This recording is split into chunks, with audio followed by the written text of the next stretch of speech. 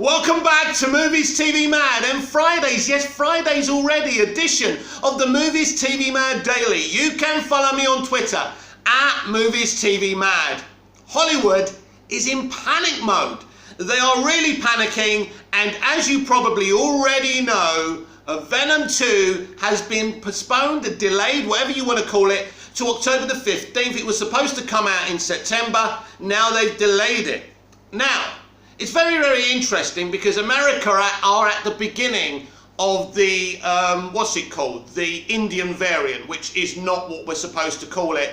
But anyway, that's what it pretty much is. So they had it in the UK, we've had it in Cyprus, we're getting through it, the British are getting through it, but now the Delta variant, that's right. So now America have got it, and we saw the Suicide Squad box office, which of course, one of the reasons for the low box office, the main reason for the low box office, was the Delta variant. American hospitals are full. It's just begun over there. So it's a very bad situation in America. But you see, Sony don't have a streaming service, so it's very, very problematic. For me, Sony should have a streaming platform, but they don't. Because let me explain to you, let me give you another analogy about cinema. So cinema is the jukebox when the record player came out. I've given you a similar analogy before. Cinema is the record player when CDs came out. CDs are the cinema when mini-discs came out, although mini-discs weren't that successful. And then records and CDs and mini-discs are now kind of cinema. Now we basically just download our music. This is what cinema's becoming, and this has been a situation for a very long time. The audience has shrunk for movie theatres for many years now, but the COVID pandemic has hit them hard. Now the opening box office for Black Widow proves that people will come. If there's no pandemic, the same audiences will go back. The problem is we're going to have many a variant. This could be a thing for the next 5-10 years. Who knows? What are you going to do, Hollywood? Keep on bashing, going on about the movie experience. Watch it on the biggest screen possible.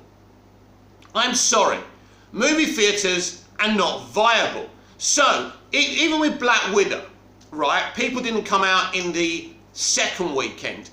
Now, of course, Premier Access was a reason. Now we have to move forward to Spider-Man No Way Home and ask this question as well. How will it be affected? Now Bob Chapek came out and said that there will be no day and date premiere access for Shang-Chi and the Legends of the Ten Rings, or however many rings he's after. So that will be released on September the 3rd. That was Bob Chapek saying that yesterday. But with the Delta variant, I just can't see how they can release Shang-Chi. I just can't see how they can do it. Listen, MCU audiences are very, very good. They will definitely come out in the opening week. But this isn't Black Widow. Black Widow didn't have the Delta variant to deal with. Let's not forget about that. Suicide Squad did, and I warned you. I told you this week a film would be delayed, basically reacting to what happened with the Suicide Squad's opening domestic box office. Now in the UK, Suicide Squad did slightly better than it did in the US, and more people came out, but they're still dealing with the Delta variant. Personally, my opinion is, because we are heading to winter now as well, the throes of summer are coming to the end. You know, when we get to September, October, it's winter. So there's going to be more variants, there's going to be more COVID infections, there's so many people who haven't been vaccinated. It's a big issue. Now, if it were me, and if I was a greedy studio, I would postpone every single movie until next year. It's difficult, but that's what I do. Now, with MGM being owned by Amazon, like things like No Time to Die could easily be on the Amazon streaming platform, which is something nobody wants to see, but it might be the reality of the situation, or they may have to delay the film again. For me, I can see kind of the green grass on the mountaintop at the end of the hill in 2022, and I think things will become a lot more healthier. We just have to see through this Delta variant around the world globally. So They're not going to, I mean, listen, if we're talking about Black Widow's second week, you know, a portion of the reasoning is that it didn't have much rewatchability, which we've discussed many times before. Spider-Man No Way Home, hopefully, will be an awesome film. This is a film people want to see. This is probably the most anticipated film of the year. And that's me, a DC stan, saying that. So you would expect people to keep coming out and for it to be successful. Obviously, it may be a situation that only vaccinated people can go out and see it. So that reduces an element of the population domestically and globally. I mean, I've said this before, how many times can you keep on postponing these movies? So Hollywood are in panic mode. They're in a lot of trouble. I wouldn't know what to do for the best. But if you want the biggest audience in the movie theatre, you're going to have to postpone these movies because they're not going to make the money. Even Spider-Man No Way Home would make double its money, whatever it is. And Spider-Man No Way Home could make 800 million, even with the COVID pandemic Delta variant. But that film could easily be in a normal environment without COVID, without a global pandemic. That could be Force Awakens money. It could be that huge. Everyone's talking about this movie. Of course, if all these films are delayed till next year, then our DC movies will have to think as well, because these bigger movies are going to be kind of around them as well. So it's such a mess, and I just feel that if you want to make the money that these people want to make, I think you definitely have to be in a stronger situation. And I think the market hasn't fixed itself. There's no way that Marvel Studios and Disney are happy with the Black Widow box office. There's no way. And of course Warner Brothers aren't happy with what happened with the Suicide Squad, but they were very well aware of the Delta variant. They were very well aware. Warner Brothers have organised for the Delta variant. Warner Brothers have organised for the pandemic since they did a day and date streaming. And their streaming plan was simple. Pay your subscription, watch it on HBO Max, or go to movie theatres. Simple. The talent was paid what they would have been paid anyway. There's no suing, there's no court action, there's no liable action, or whatever you call it. Everything was very neat and tidy. Obviously the reaction from Hollywood wasn't neat and tidy, but they knew over at Warner Brothers that was going to happen anyway. They were prepared for that eventuality. So you need a streaming service, because we don't know how many more variants we're going to get. Ultimately, I don't even think that Venom 2, Let There Be Carnage, will even release on October the 15th. And they were thinking about delaying it till January. And if I was them, that's what I'd do. And eventually, I think that's what they're going to have to do. The market isn't going to adjust itself by the end of this year. It's obvious. Delay all the movies. Delay all the movies now. I can't believe Shapek came out yesterday and said, you know, Shang-Chi's coming out on September the 3rd. I can't believe that. I don't know why they would do that. Well, they've got more movies coming out next year, but they'll just have to readjust their, their release strategy. Now, Shang-Chi could make a lot of money. People could come out despite the Delta variant. This is an MCU movie. They could be right to do so. We're going to have to wait and see. I'm still convinced that they may, if things are that bad, they may delay Shang-Chi until next year. Now, he's already said that Spider-Man No Way Home cannot go on Disney Plus Premier Access because they've got different deals. That is a Sony picture. That's not a Marvel Studios picture. It's in conjunction with Marvel Studios, but Disney can't decide what to do. Ultimately, the decision is with Sony, and Sony do not have a streaming platform. So this is becoming very, very interesting. For me, all these big pictures have to be delayed till next year. What happens to movie theatres? Well, look, I said last year, when we were having these discussions, when they were delaying films every week, I said every studio needs to merge together to have a streaming platform, just for now, to have pay-per-view. So you can pay and watch these cinematic movies on this streaming service. And bring in the cinematic companies, the movie theatre companies as well, so they make something. Unfortunately, the staff may have to be made redundant. There's nothing to be done about that. It isn't very nice. And if you're watching this and you work in a cinema, I'm not belittling you. And I do care that you would lose your job. But what else can they do as a business? This is how I would do it. There really is very little organisation. But as I say, Warner Brothers are organised, and they're making money from these movies. Think about this. The rest of the MCU movies for this year could be postponed to next year. DC have had 2 awesome epic movies. We've enjoyed them. They came out in 2021. Basically, the DCEU own 2021 with 2 fabulous movies. Zack Snyder's Justice League Snyder Cut and James Gunn's The Suicide Squad, because they organised for a calamity. They organised for a disaster. They battened down the hatches. And the rest of the studios weren't willing to understand that there's a paradigm shift, that movie theatres may never adjust themselves. Maybe the shrinkage will stay this way. We're in a war here with a global pandemic. And you can't keep on saying, well, hopefully things get back to normal. Warner Brothers organised, so they're still making money. There'll be no day and date next year. Clearly there's no day and date next year because they think the market will readjust itself and the COVID pandemic will be minimal and will start to get better and better. We hope. But for this year, they should all be cancelled. I don't want to see movies cancelled. But what else can they do?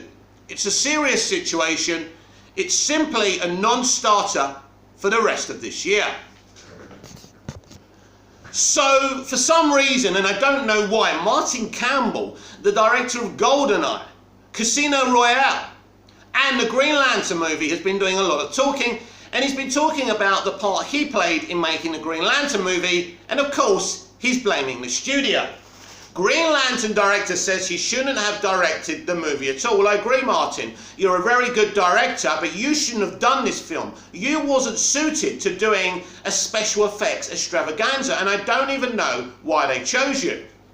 Exclusive. Green Lantern director Martin Campbell says he shouldn't have directed the film at all because superhero movies aren't his cup of tea. I said this from the fucking beginning and people were eating me alive. I said this by Josh Planisi of Screen Rant.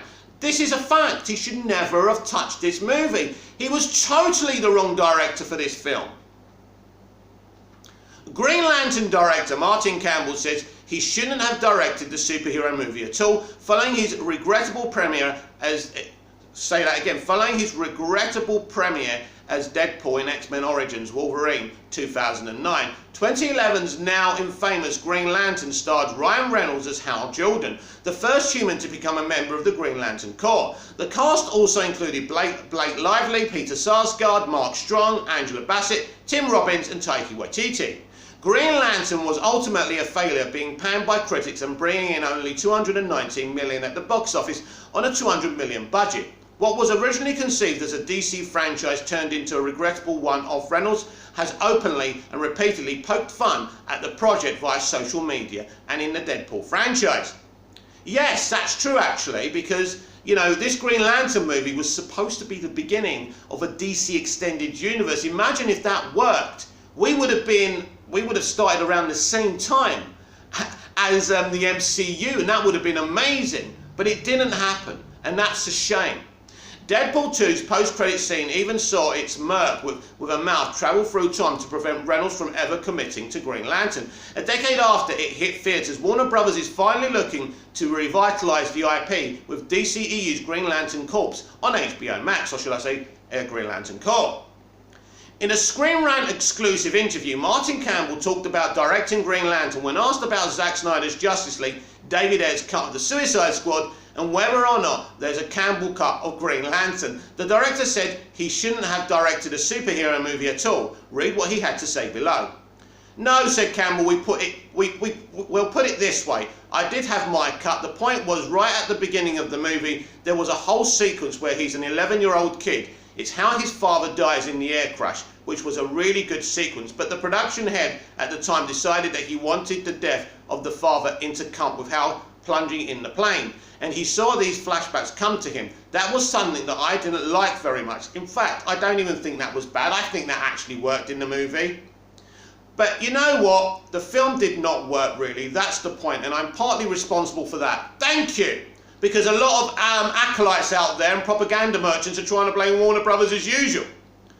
That's the point, and I'm partly responsible for that. I shouldn't have done it, because with something like Bond, I love Bond, and I watched every Bond film before I ever directed it. Superhero movies are not my cup of tea, and for that reason I should I shouldn't have done it. But directors always have to carry the can for the failures. What do they say? Success has many fathers, failure has one. And that's me. I don't think so, Martin. I think you all failed. I think Jeff Johns failed. I think Greg Berlanti failed. You all failed. You tried something. First of all, CGI wasn't very proficient back then. I think in the early days, CGI wasn't great, if I remember rightly. Even people have criticised, you know, Lucas's Star Wars trilogy and the CGI. And now I think it's pretty stunning myself, but some people think it's bad. But I wouldn't just blame Martin Campbell, but he's right. He was never suited to making a Green Lantern movie, and it should have been someone more proficient, and I'm shocked that they picked him. It's certainly reasonable to assume Green Lantern suffered from studio interference similar to Suicide Squad. No, I'm not having this. You're adding 2 and 2 and making 60. Suicide Squad 2016 and Justice League 2017. Reynolds has accused the studio of rushing to make the film without completed script to meet release dates and adhere to a cool poster. It's clear that the studio made mistakes during the production of Green Lantern, and given Campbell's comments, he probably wasn't in position to save the project. It's worth mentioning that worse comic book movies have been made: Catwoman 2004, Jonah Hex 2010, and Fantastic Four 2015, to name a few. After finally watching the film this year, Reynolds even said it wasn't as bad as he thought it was. Green Lantern didn't do anything good for DC or its prospective genre, but that's probably a good thing. Reynolds went on to truly become Wade Wilson Deadpool, which is more than a definitive role. Campbell has helmed some of the James Bond franchise's best entries, as well as the BBC series Edge of Darkness and its film adaptation. While there may have been a version of Green Lantern that played to Campbell's strengths, it just wasn't in the cards. No, I agree. Martin should never have directed this picture. I don't know if they rushed it out, there wasn't a complete script. These things, actually, movies starting without a complete script happen a lot. And some of the classic movies started without a complete script. So you can't really shoot that at them. The truth of the matter is, they got it wrong. But let's look at Green Lantern. Let's look at what's wrong with the film. I personally think if you take away the CGI costumes, it's a pretty good movie. There's issues with pacing at times, but I actually think the cast, I mean, Angela Bassett as Amanda Waller, I mean, you can't get better than that. Viola Davis would have been too young at the time, by the way. But I think the film's great, and the opening of the film, when you see Oa, and you see out of space, and you see the Green Lantern crash, and all of that, and the war, and Sinestro was awesome. Mark Strong was awesome as Sinestro. I think if you take some of the ropey effects out of this film, it's not a bad film, and I think it does its job. I think there's some elements of it that don't work, but they could have been ironed out. But mainly when I watch it, I think, you know what? This is a pretty cool movie, and it's really the CGI that's the problem. But Martin Campbell certainly was the wrong guy to direct it. It could have been the beginning of a big franchise. I don't know why Superman Returns wasn't the beginning of the franchise. That was a solid foundation to leap from. But anyway, we know that DC's attempted to do franchises. They're in the middle of a franchise right now. It started off ropey as well. I mean, there's some brilliant films in the DCEU. We mustn't forget that either. But we are where we are, and we're heading to a new future with Flashpoint and the multiverse strategy, and we'll see how we get on with that. This haircut situation is becoming very, very interesting. Now, Shiraz Faruqi, a journalist, and he's a member of the Faruqi family, and all of them love superheroes and movies and talk and write about them. But he quote tweeted something David said, talking about how movie entertainment media have been bashing him when the 2016 Suicide Squad wasn't even his film. He's now deleted that post, but I'll read you what Shiraz said. The line between journalism and entertainment journalism is sometimes blurred when maintaining favourable access to studios as a priority. When the billion-dollar conglomerate speaks, it's commonplace to follow blindly for critics. Takes a few influencers to build a narrative. So it's very, very interesting. Yeah, look, this situation's so terrible. I mean, things like directors' vision being kind of gagged and taken over by studios happens all the time. If they don't like the direction of the movie, that's commonplace. That's two entities disagreeing about the direction a film should go. That's normal and natural. But what's so bad about this, the leadership of Warner Brothers at the time, not now, but at the time, said to David, we don't like the direction you're going, we're taking your film away from you, we're cutting 40 minutes of your movie, we're reshooting that 40 minutes and rewriting it, and by the way, we're going to tell the world it's your movie, so if it goes wrong, you get the blame. Not only did they change the narrative of the movie, they blamed him when everybody hated the movie. That's the problem. By the way, the theatrical 2016 Suicide Squad is a movie I enjoy all the time, but it wasn't fair what was done to him. It was wrong, and for this reason, we should be able to see the Ayer cut. I want to see, and by the way, David Ayer agreed with what he had to say. So, David says, this goes to the heart of it, thank you. Then Shiraz continues, I strongly believe in every filmmaker getting the opportunity to have their vision realised. Every film has to toe the line between art and product. Your Suicide Squad was turned into a product. Hopefully the folks at HBO Max can provide you with the opportunity to release yours. Well, HBO Max is owned by Warner Brothers, so this won't just be an HBO Max decision. They're all one company at the end of the day. I know some want to choose to ignore that, but that's the truth. As I said yesterday and the day before and a few days before that, I believe the film has already been green-lit. But why? Why all of a sudden, after months before, I think in March, Ann Sarnoff said there was no chance in hell they would release the Ayer cut? James Gunn. A lot of Ayer cut and Snyder fans have attacked James Gunn, again reprinting his old tweets and jokes. Give it a rest. Take a day fucking off, for Christ's sake. Anyway, I believe that James Gunn has put a really good word in for David. I think after they started working together, one of the things James wanted to do when he came in to do his Suicide Squad was to watch the original theatrical movie and talk to David about his movie as well. So they got talking, so James knows a lot about the situation. I believe James felt David's pain. I think he went to Sarnoff, he went to Toby, and he went to Walter Hamada and said, look, this is wrong, you must release the guy's movie. And I think it could have been a situation, if you don't release it, I walk and I never work with you again. And I think that might have happened. So I think this is why I believe that they are going to green light the Ayer cut, which is really good. So don't get ideas above your stations just because they're going to release the Ayer cut, which I believe they're going to do. Don't think all of a sudden we're going to restore the Snyderverse, but it's a good sign. It's a good sign.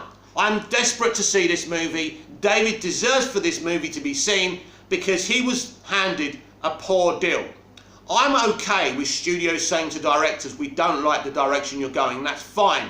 But don't you dare blame that director for what you did with his movie. You tear it apart and you say it's still his movie. And then he gets the blame for it. That's not fair. And if David didn't speak out, we would have been none the wiser. This has been the Movies TV Mad Daily. I'm Mick, your host with the most. Just ask your girlfriends and your wives. I will see you in the next video. See you again soon.